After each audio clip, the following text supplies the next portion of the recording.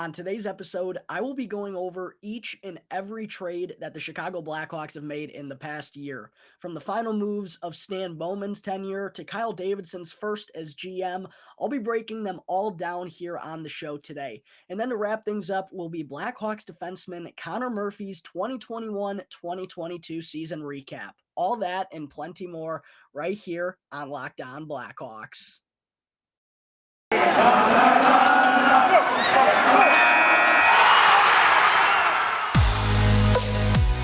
You're Locked On Blackhawks, your daily podcast on the Chicago Blackhawks. Part of the Locked On Podcast Network, your team every day.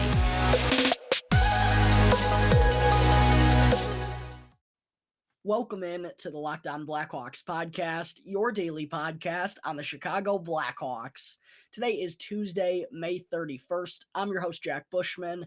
You can find me out on Twitter at JackBushman2, or you could also go and check out my Strictly Blackhawks account at Talkin' Hockey for all the latest Blackhawks news and updates. And if you're listening to the audio version of today's episode and you like what you're hearing, then please go and show some support first by following the podcast, which will only take a quick couple of seconds. Literally just a quick click of the button will help me out tremendously.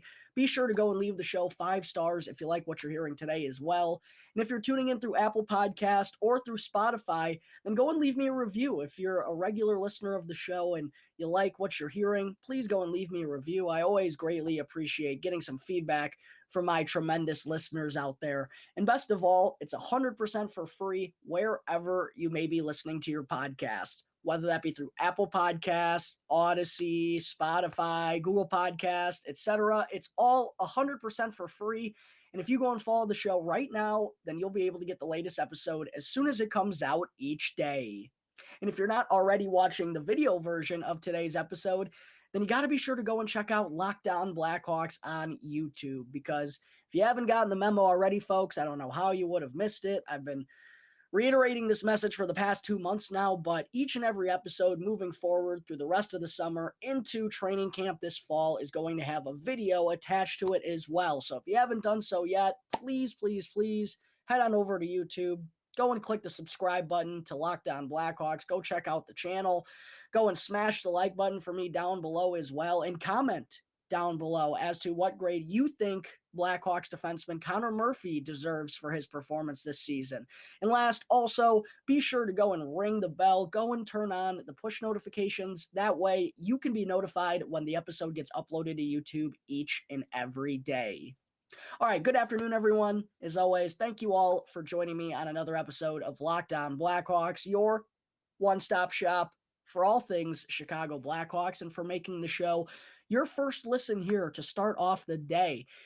To open things up on the show this afternoon, folks, both segment 1 and segment 2 today actually are going to be relatively the same topic of conversation, as I will be going over each and every trade that the Chicago Blackhawks have made in the past 365 days. 12 trades exactly have taken place in that time span, and I'll be going over every one and providing a little bit more insight with what we know now. So going back to last summer, 365 days ago, the Blackhawks were in an interesting spot. Obviously, they overachieved in the first half of the COVID-shortened season. They were in a playoff spot. Kevin Lankinen was standing on his head.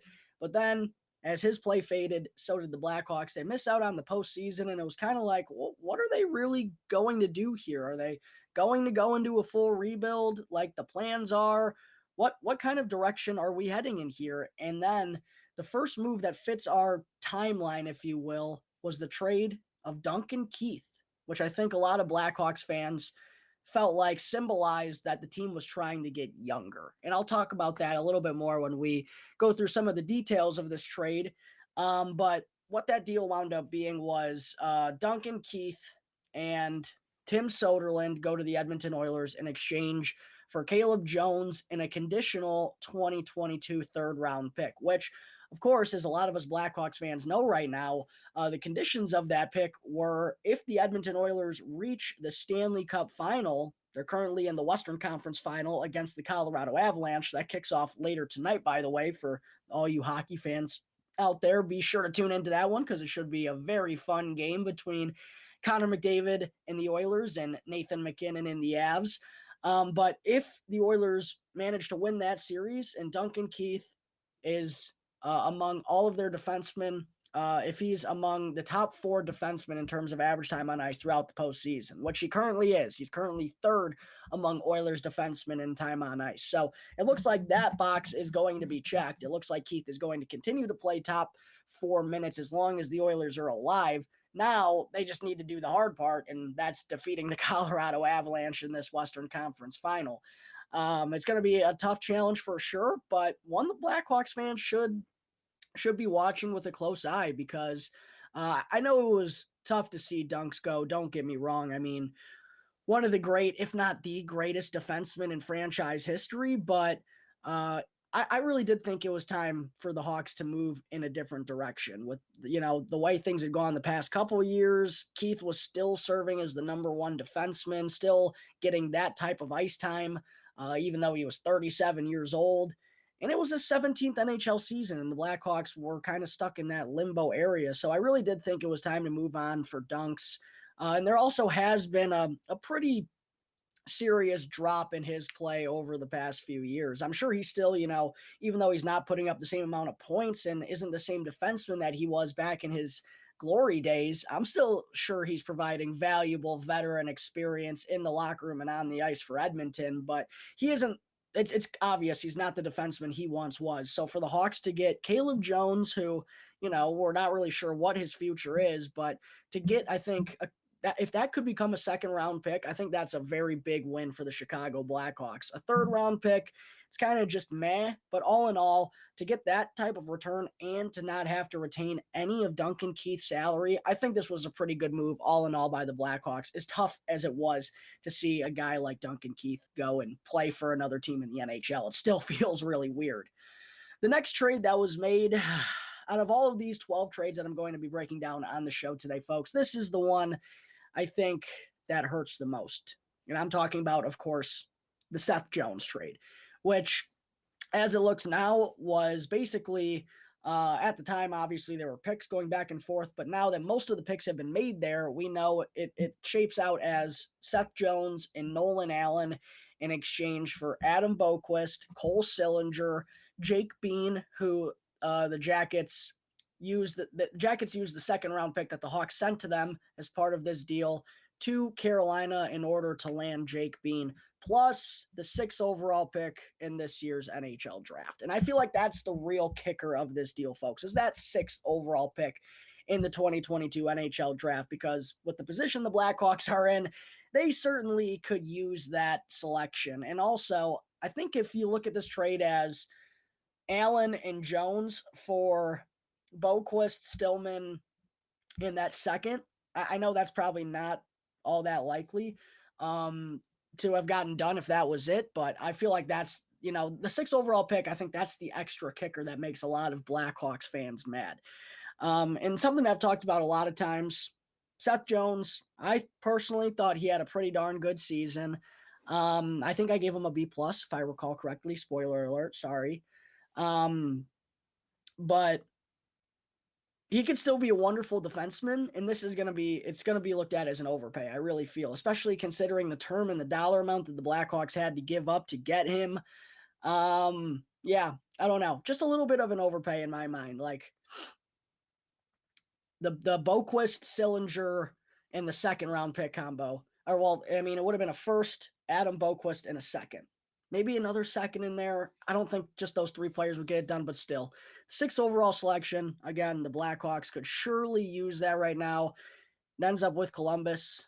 It's kind of why the Blackhawks are stuck in this rebuilding stage of 3 to 5 years down the road, because they don't have enough 1st round picks to make a difference. They didn't have one last year. Well, they got the last pick in the 1st round in Nolan Allen, but they're not going to have one this year.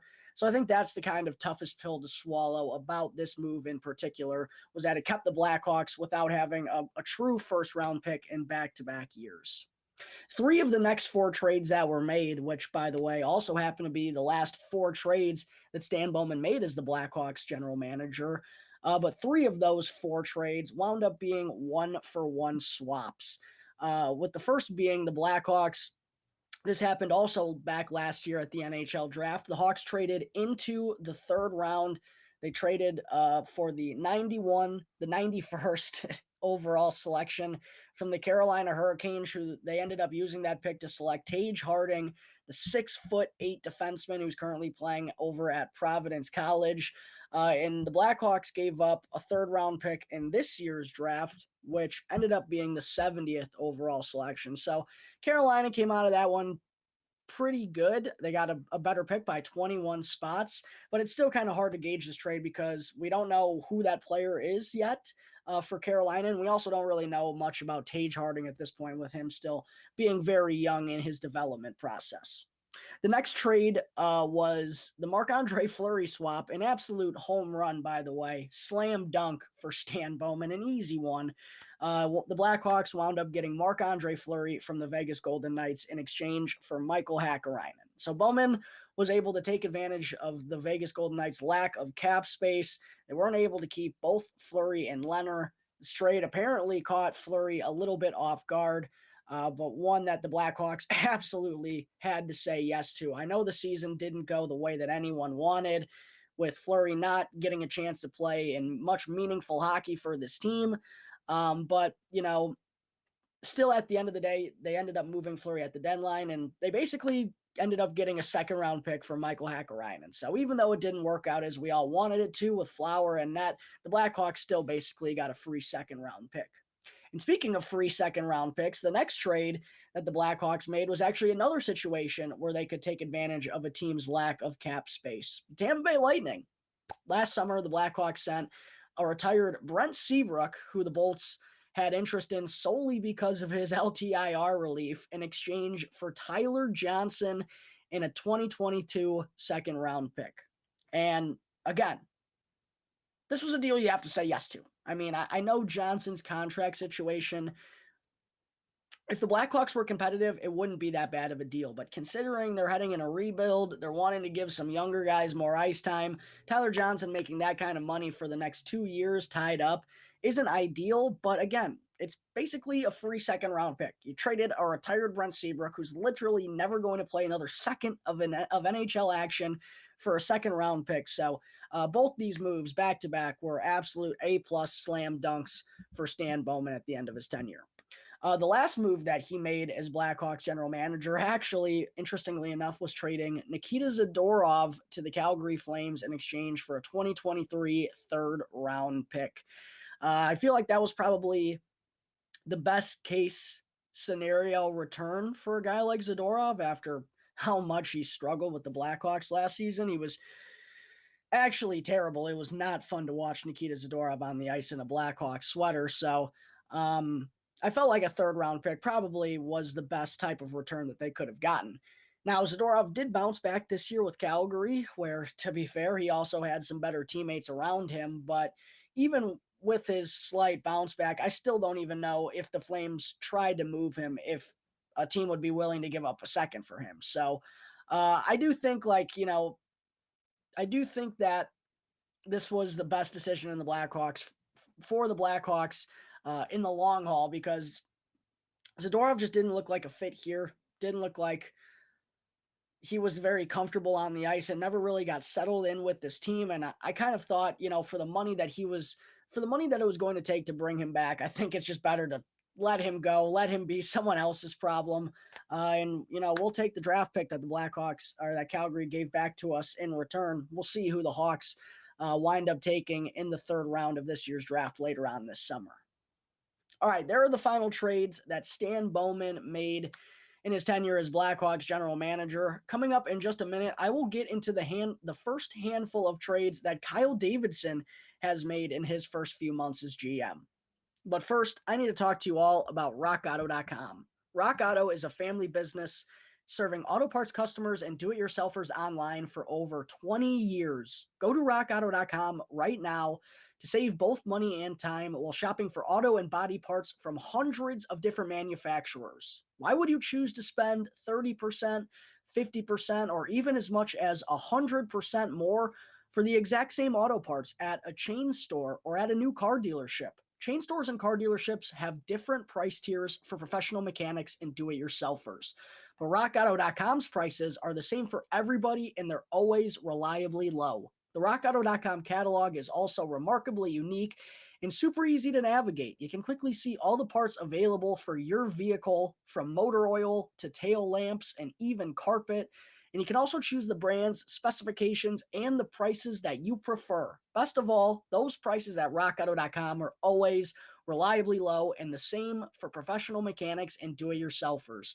So I spend up to twice as much money and time while shopping for the same parts when you can go to rockauto.com right now to see all the parts that you will ever need for your car or truck for the best possible prices.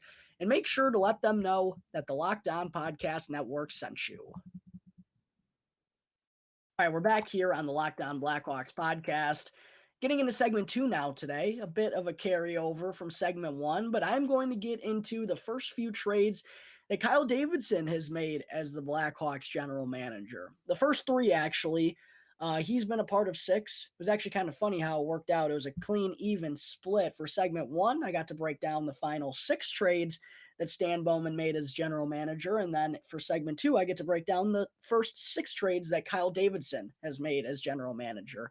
But the first 3, though, by the way, I will say, those still came while he was just as the interim, but he was technically acting like he was in full control and acting like he was the permanent general manager when he was still only the temporary one. So still basically acting in the same manner, even though he technically didn't have the job title at that point. But the first trade that he made was sending Malcolm Subban to the Buffalo Sabres in exchange for future considerations, which, interestingly enough, up to this point, I don't believe there's any update as to what those future considerations were or what they're going to be or anything along those lines. So obviously it's kind of hard to gauge whether or not this was a good trade for the Blackhawks or for the Sabres. But one thing I do know is that Malcolm Subban was deserving of an opportunity with another NHL club, and he just simply wasn't going to get that here in Chicago with, at that time, Marc-Andre Fleury, Kevin Lankinen serving as the backup, even Colin Delia and Arvid Soderblom down in Rockford. Like, it was a crowded goaltender group for the Blackhawks. So I completely understand why, even if it's, not for much in return, if this winds up being just some cash or a 7th round pick, I don't even know what it's going to be at this point, but Subban probably wouldn't have garnered much anywhere else. And he was, like I said, he had earned, he wasn't an NHL goaltender, or he wasn't an AHL goaltender, excuse me. He had proven, maybe not consistently enough, but he had some flashes that shown he was worth another shot. And with a team like Buffalo, who was struggling with issues at the goaltender position earlier on in the years, it did make a lot of sense. So we'll see if we get any updates on this trade throughout the summer. But either way, I like the kind of change of scenery move and giving Subban an opportunity to play elsewhere. The next move was basically just an AHL swap, as the Hawks traded Chad Chris to the Toronto Maple Leafs in exchange for Curtis Gabriel. And Gabriel played in a few games up with the Blackhawks earlier on in the season and provided some physicality when the lineup didn't have much of it at that time. But he did end up getting sent back down to the Ice Hogs and wound up sticking around with them for the majority, or for the rest of the season, I guess I should say. So not much of an impact up at the NHL level, but from what I did watch of the Ice Hogs playoff run, I thought Gabriel served really well as a physical 4th liner. I don't know if he's ever going to have an NHL future, but he seemed like he was well liked with that group, and, maybe he'll get an AHL contract in the offseason. You never know.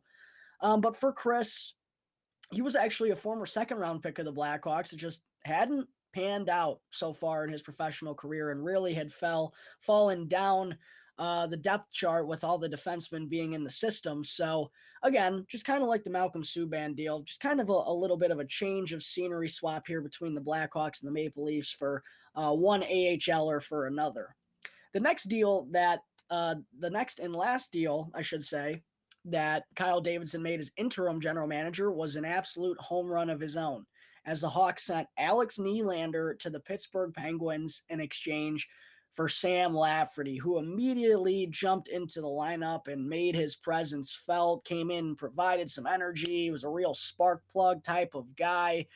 And he also became one of the fan favorites, I feel like, in quite a hurry.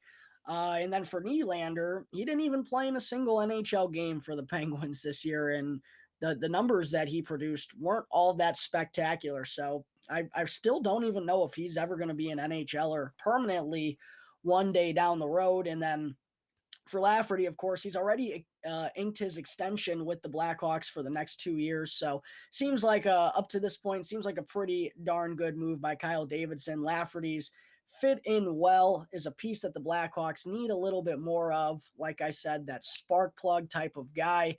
And I think this was an absolute smasher by Kyle Davidson in his last move as the interim general manager. Next, the most recent 3 trades that Davidson has made, his first 3 as permanent general manager, all came back at the NHL trade deadline. And the first one, of course, was sending Brandon Hagel, a 2022 4th-round pick, and a 2024 4th-round pick to the Tampa Bay Lightning in exchange for a conditional 2023 and 2024 first-round pick, Taylor Radish, and Boris Kachuk. And while Davidson publicly said, he didn't want to trade Brandon Hagel, I completely understand why he did, because this type of return, simply too good to pass up, right? Like now the Blackhawks being in rebuild mode, which Kyle Davidson said, this is what we're going to do. They now have 2 first-round picks in the 2023 NHL draft, which is supposedly supposed to be, oh my gosh, that's terrible, which is supposedly a pretty deep first round. And then they also have 2 first-round picks in 2024, along with Taylor Radish, who looks like he could be a potential middle 6 piece one day, and Boris Kachuk, who looks like he could be a future 4th liner as well. So I get that nobody wanted to see Brandon Hagel traded, but it was just too good of a return to pass up. And even Davidson said that himself. And with the Blackhawks, it's something I've already touched on, not really having a first-round pick in each of the past 2 years. Now they guarantee themselves to have at least 2 in the next 2 years moving forward. And who knows, maybe if they can figure something out, move some pieces around, maybe they can get even 3 first-round picks in one of those next 2 years. So I think this trade, it just put them in too good of a position moving forward to say no to. That's ultimately what it came down to. So while it's tough to see a guy like Hagel go as well, I think this was one that Kyle Davidson would say yes to 100 times out of 100. The next trade that Davidson made was the Marc-Andre Fleury to Minnesota deal. Of course, that was a conditional 2022 second-round pick in exchange for Fleury 1-for-1, with the conditions being if Minnesota reached the Western Conference Final and Fleury picked up at least 4 of the 8 wins necessary to do so in the playoffs, then that second-round pick would become a first-round pick. But Minnesota lost to the St. Louis Blues in 6 games, so now we know the Blackhawks are going to have a second-round pick here in this year's draft for Fleury. But again, we gave up Michael Hakkarainen to get him, so no complaints on this end. Basically, a free second-round pick. And then the last trade that Kyle Davidson has made was sending Ryan Carpenter to the Calgary Flames in exchange for a 2024 5th-round pick. Excuse me, folks. It's a 5th-round pick, not a 4th. And honestly, when the news broke of this deal, I was kind of like, I don't know. I just feel like a 2024 5th is so random. I don't know why he couldn't have gotten a 2022 5th or a 2023 5th. It's like, I don't know. That didn't make much sense to me. But I think the ideal return for Carpenter at the deadline would have been a 4th, but that was probably a bit unrealistic. A 5th or a 6th always seemed like the 2 more likely scenarios. So to get a 5th for Carpy, who, by the way, was getting scratched for the Flames throughout their Stanley Cup playoff run, so they really didn't even use them. The Blackhawks basically got their 5th-round pick for free. We'll have to wait and see who that player turns out to be, but again, Carpenter probably wasn't going to get re-signed in the offseason. You might as well get something for him before you let him walk. We'll take a 5th-round pick at the end of the day. It's a free draft pick. You're going to say yes to it. All right, that takes care of each and every trade that the Blackhawks have made in the last 365 days. Coming up in just a minute, I still have to get into Blackhawks defenseman Connor Murphy's 2021-2022 season recap. Welcome back to the Locked On Blackhawks podcast. I'm your host, Jack Bushman.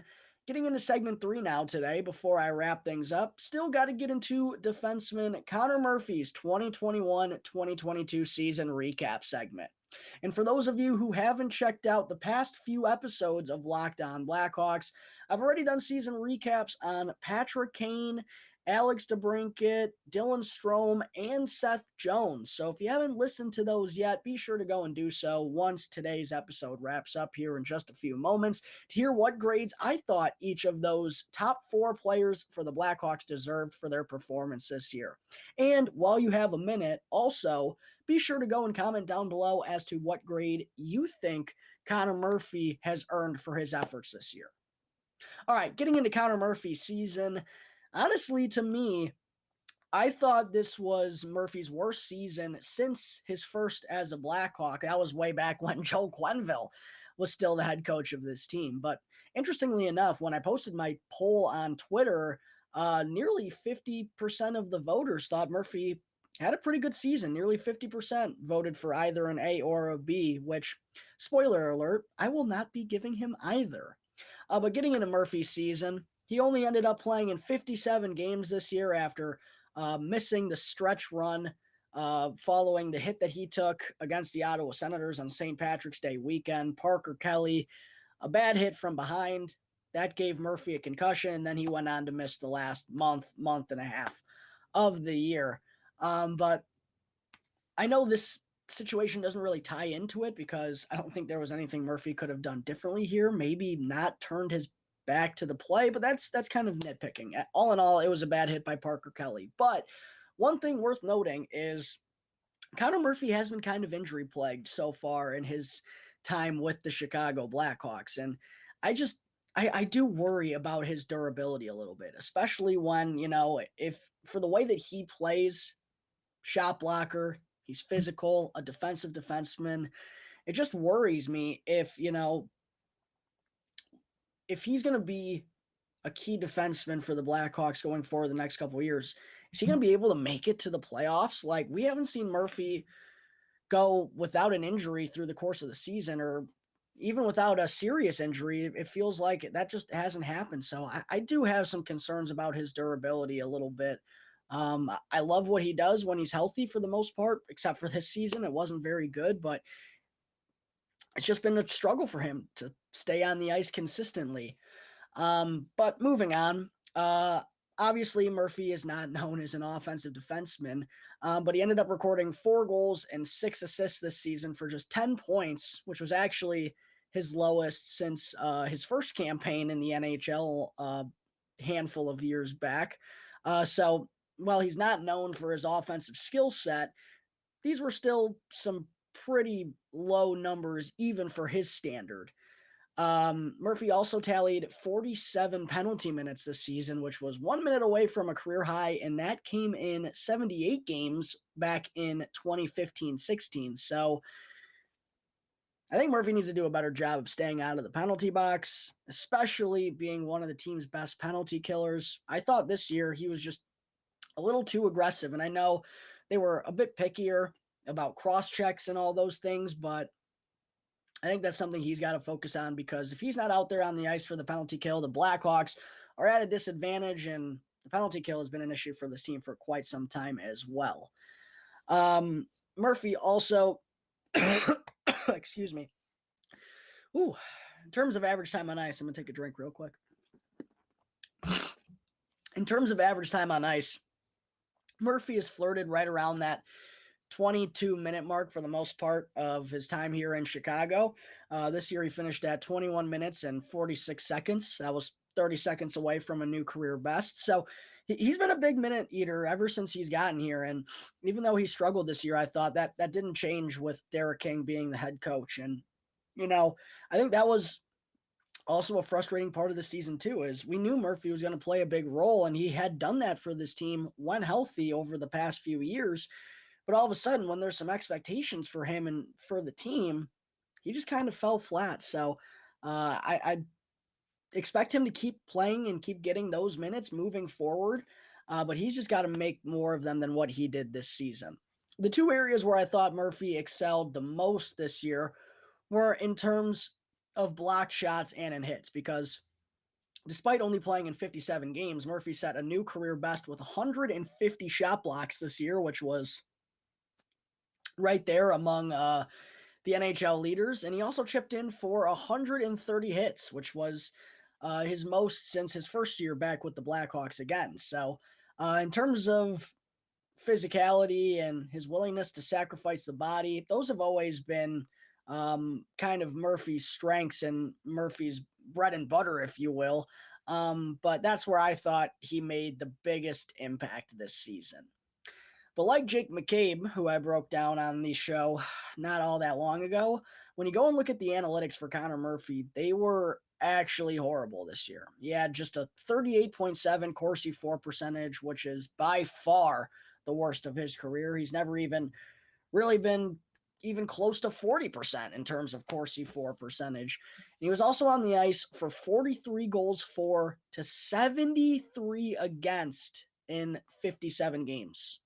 73 goals against at 5-on-5 in 57 games is actually kind of impressively horrible. Like, it was a struggle fest for Connor Murphy. Turnovers, breakdowns. He and Jake McCabe just couldn't reconnect that and find that chemistry that they had going back to their junior days with the United States national program.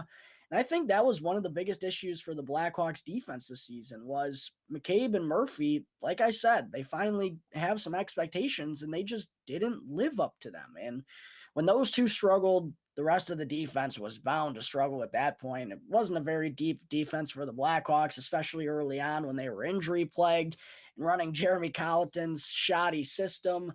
They needed Blackhawks needed those two to be better. And I know for McCabe, coming off surgery in the offseason, it's a little bit more understandable for him to get off to a slow start. But for Connor Murphy, I kind of just was scratching my head because I really just thought he didn't even look like himself for the most part of this year when he was healthy. So it was tough. I do definitely think he's capable of bouncing back. In the past 3 years, he had been the Blackhawks' top defenseman. So all in all, I might be a little bit harsh on Connor Murphy here, but I think that's also because I've been so high on him from what he's accomplished in his time with the Blackhawks up until this season. So taking everything into consideration, I'm going to give Blackhawks defenseman Connor Murphy a C- for his performance this season. All right, folks, I think that is going to wrap up Tuesday, May 31st's episode of Locked On Blackhawks.